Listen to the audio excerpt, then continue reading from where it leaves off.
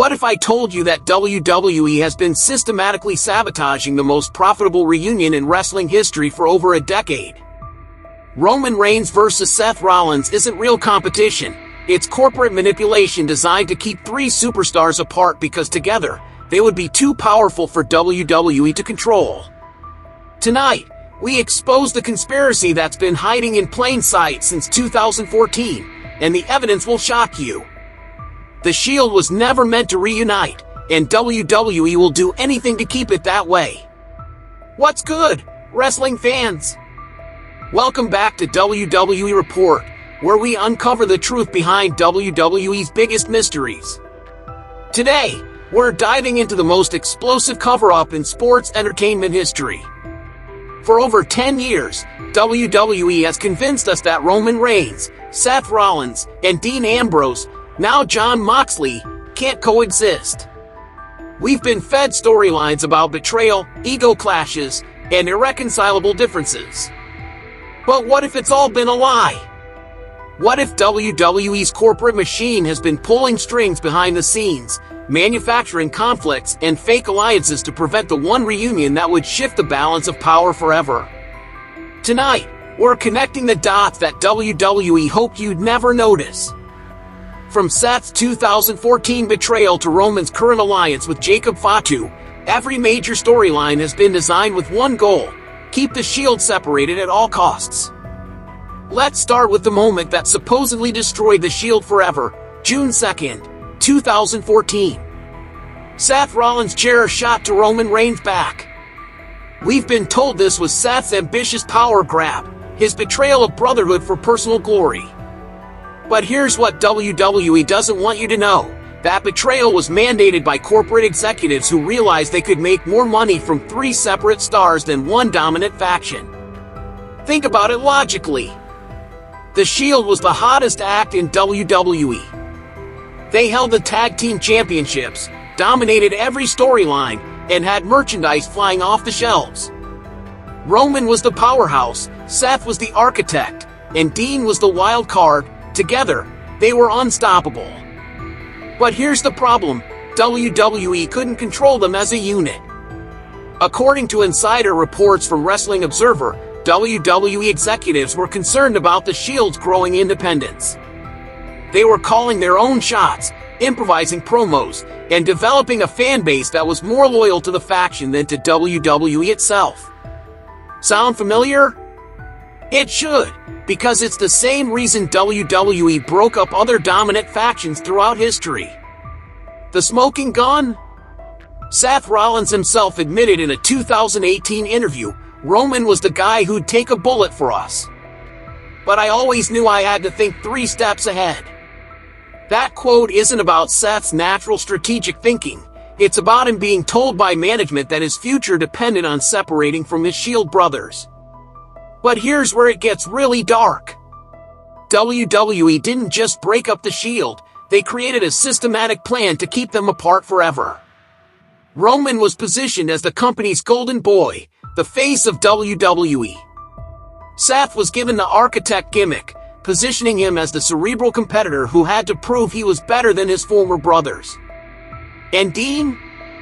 He was shipped off to become the lunatic fringe, too unpredictable to ever be trusted in a reunion. The financial evidence is overwhelming. In 2014, the Shield as a unit generated approximately $2.3 million in merchandise revenue. But by 2016, Roman alone was generating $4.1 million, Seth was pulling in $2.8 million, and Dean was contributing $1.9 million. That's $8.8 million from 3 separate brands versus $2.3 million from one faction.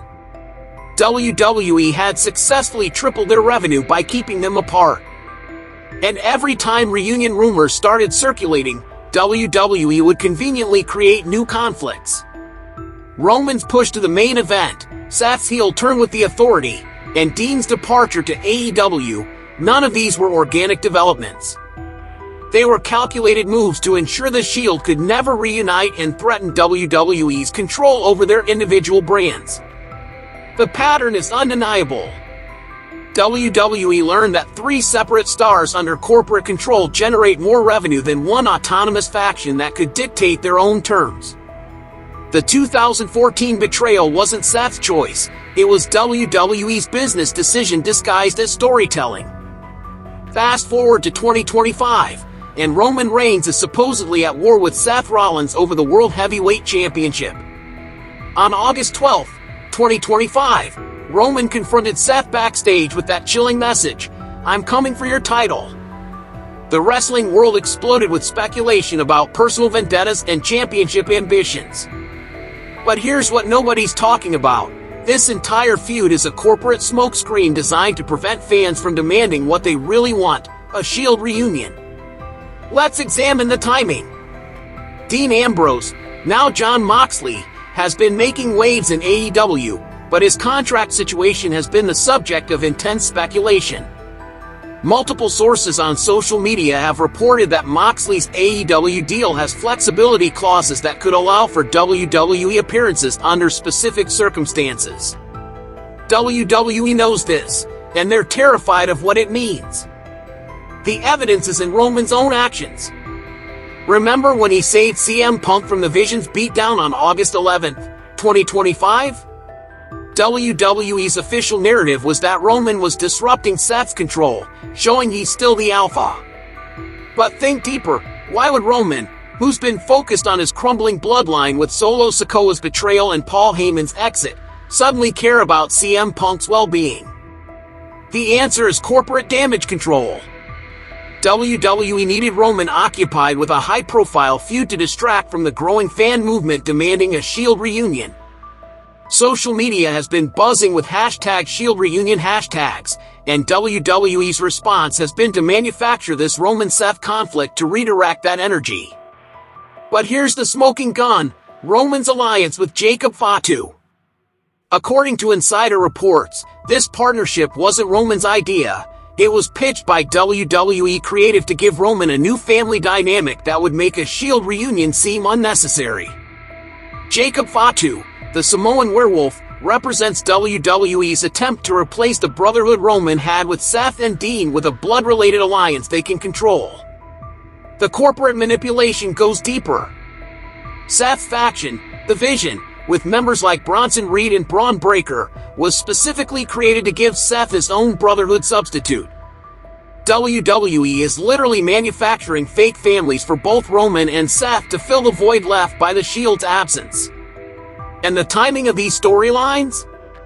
Perfectly coordinated to coincide with Jon Moxley's AEW contract negotiations. Every time there's speculation about Moxley's WWE return, Roman and Seth conveniently find themselves in heated conflicts that make a reunion impossible. The pattern extends to their individual character development. Roman's tribal chief persona emphasizes his role as a family leader, but notice how that family never includes his Shield brothers. Seth's visionary character positions him as someone who sees the future, but apparently not one that includes reuniting with Roman and Dean. WWE has spent over $50 million in the past 3 years on storylines specifically designed to keep Roman and Seth occupied with other feuds. That's not coincidence, that's systematic prevention of the reunion that would shift power back to the wrestlers and away from corporate control. Let's talk numbers, because the financial evidence of WWE's anti-reunion conspiracy is overwhelming. The math doesn't lie, and when you crunch the data, it becomes crystal clear why WWE will never allow a genuine Shield reunion. Current individual revenue streams tell the story. Roman Reigns, as the tribal chief and universal champion for over 1,400 days, generates approximately $12.3 million annually in combined merchandise, licensing, and media appearances. Seth Rollins, with his World Heavyweight Championship reign and Vision faction, pulls in roughly $8.7 million per year. Even Jon Moxley in AEW contributes an estimated $4.2 million to the wrestling economy through his independent bookings and merchandise deals. That's $25.2 million in combined annual revenue from 3 separate brands. But here's where WWE's corporate fear becomes obvious. Industry analysts estimate that a reunited Shield would generate approximately $18 to $20 million annually as a single unit. On the surface, that seems like less money, but here's the catch: WWE would have far less control over how that revenue is distributed. As individual stars, WWE controls Roman and Seth's booking, merchandise deals, and media appearances completely. They dictate when Roman defends his title, who Seth feuds with, and how their characters develop. But a reunited Shield would have collective bargaining power that could fundamentally alter WWE's business model. The evidence is in WWE's own financial reports. Since 2014, the company has invested over $127 million in storylines, production costs, and marketing campaigns specifically designed to maintain Roman and Seth as separate entities. That includes the elaborate Bloodline saga, Seth's various faction attempts, and the countless almost reunion moments that were deliberately sabotaged. But here's the smoking gun: WWE's internal projections, leaked through industry sources, show that a Shield reunion would increase their negotiating power by an estimated 340%. That means Roman, Seth, and potentially Jon Moxley could demand creative control, profit-sharing agreements, and scheduling flexibility that would cost WWE millions in lost revenue from other storylines. The corporate panic is evident in their recent decisions. Roman's alliance with Jacob Fatu represents a $3.2 million investment in creating a new Shield that WWE can control completely.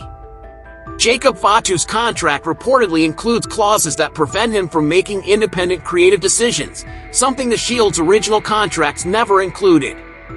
Seth's Vision faction received a similar investment of $2.8 million, specifically designed to give him a brotherhood substitute that keeps him satisfied without reuniting with his Shield brothers.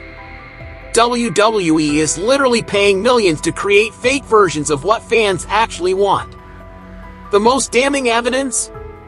WWE stock price analysis shows that every time Shield reunion rumors surface, their stock experiences minor volatility as investors worry about potential shifts in talent control.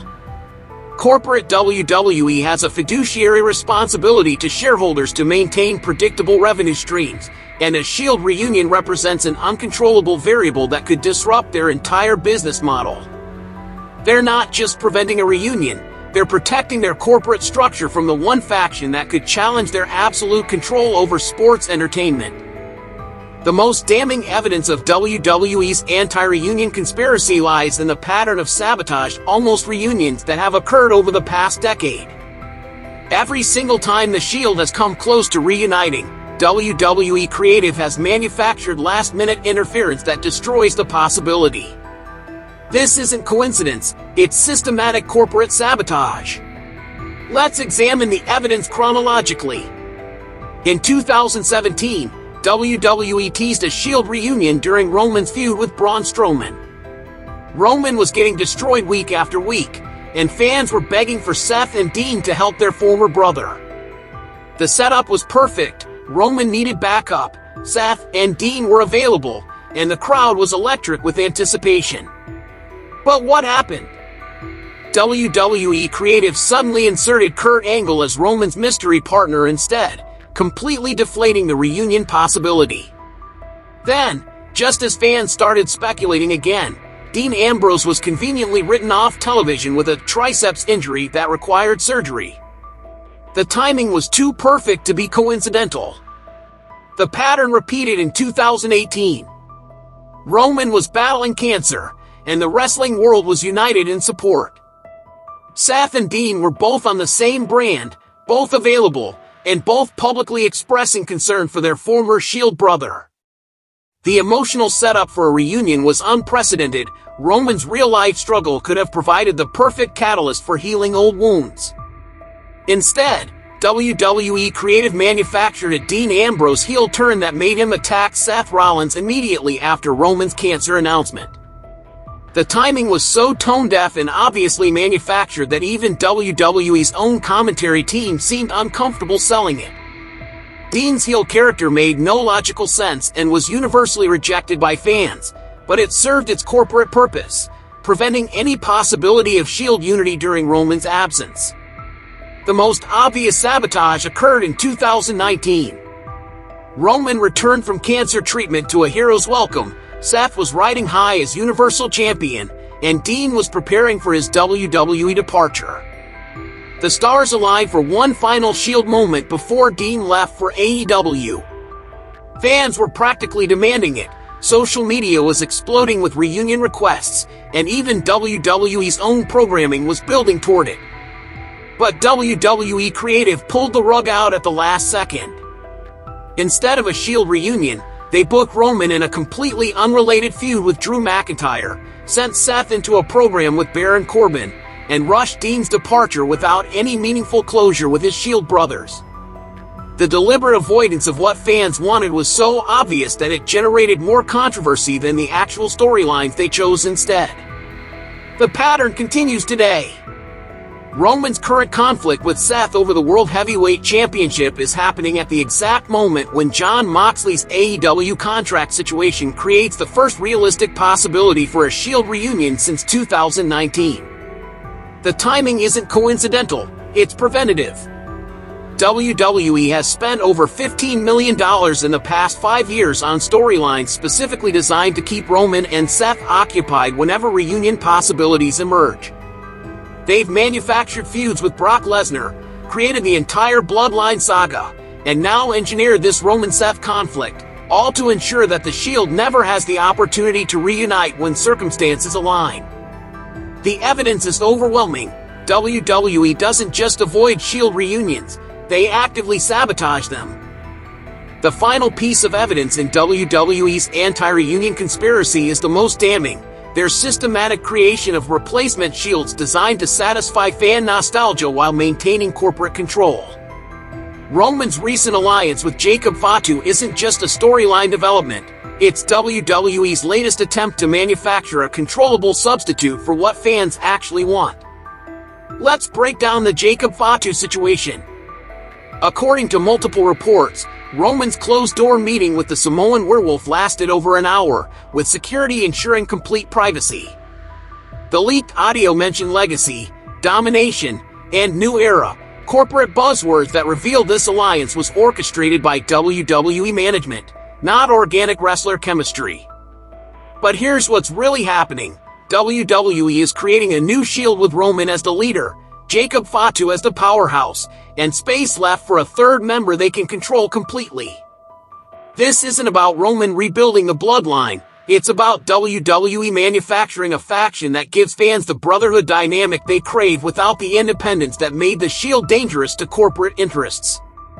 The evidence is in the contract details.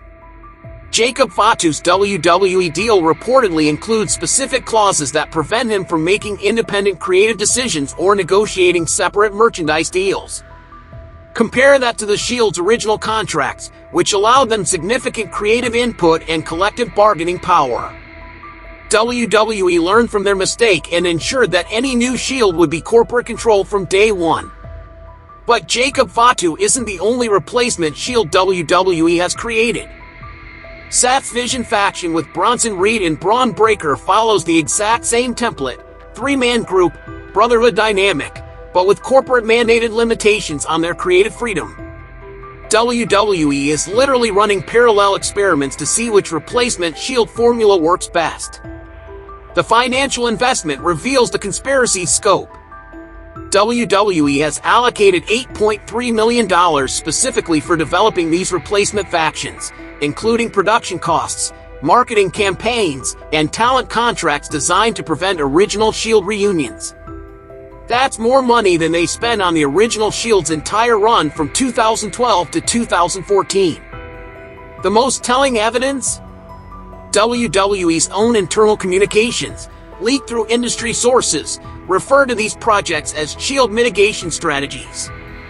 They're not trying to create something new, they're trying to prevent something old from returning. And the timing is crucial. Jacob Fatu's recruitment coincides perfectly with increased speculation about Jon Moxley's potential WWE return.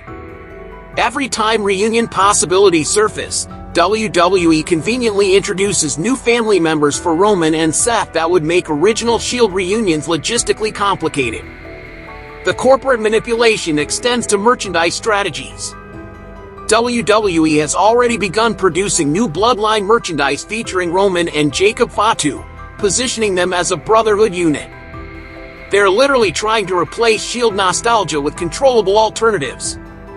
But here's the smoking gun. WWE's market research shows that 73% of fans would prefer an original Shield reunion over any new faction combinations. Despite this overwhelming fan preference, WWE continues investing in replacement options because they prioritize corporate control over fan satisfaction. The Jacob Fatu alliance isn't Roman's choice, it's WWE's insurance policy against the reunion that would shift power back to the wrestlers and away from corporate boardrooms. The evidence is overwhelming, wrestling fans. For over a decade, WWE has systematically prevented the Shield reunion that fans desperately want because it would threaten their corporate control over sports entertainment's biggest stars.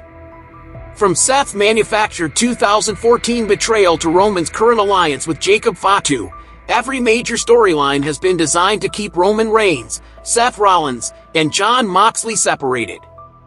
The financial numbers don't lie. WWE profits more from 3 controlled individual brands than one autonomous faction that could dictate their own terms. They've invested over $127 million in anti-reunion strategies, created replacement factions to satisfy fan nostalgia, and sabotaged every organic reunion opportunity that's emerged. Roman's current feud with Seth isn't about championship gold or personal vendettas. It's corporate theater designed to distract from the reunion possibilities created by Jon Moxley's contract situation. WWE would rather manufacture fake conflicts than risk losing control over their most valuable assets. But here's what WWE fears most. Fans are starting to see through the manipulation.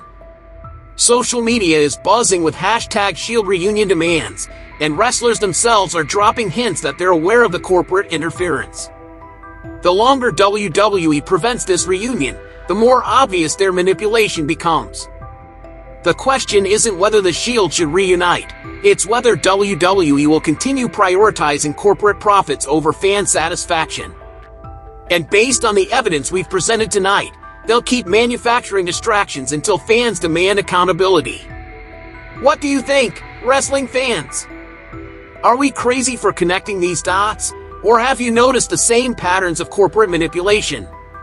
Drop your thoughts in the comments. Have you spotted other moments where WWE seemed to deliberately sabotage potential Shield reunions?